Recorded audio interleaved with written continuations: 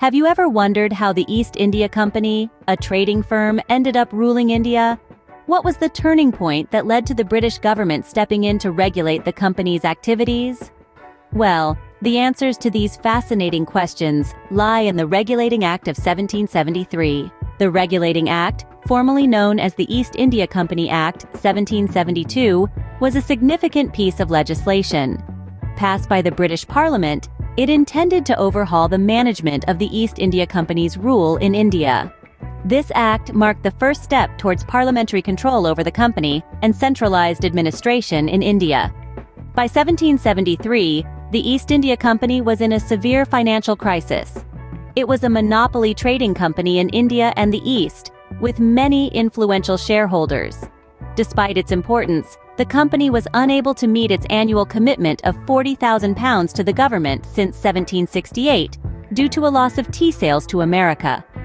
Owing money to both the Bank of England and the government, it had £15 million of tea rotting in British warehouses and more en route from India.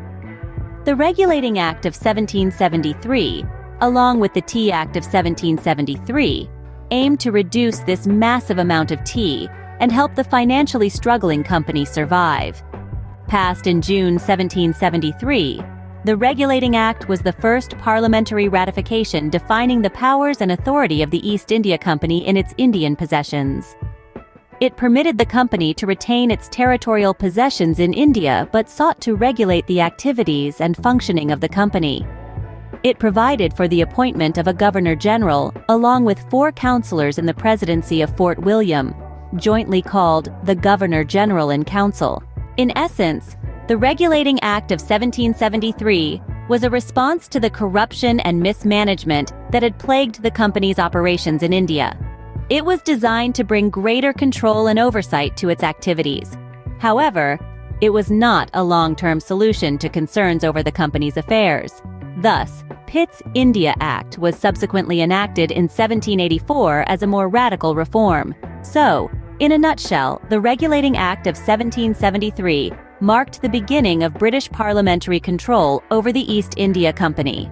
It was the first step in a series of legislative measures that eventually led to the British government taking full control of India.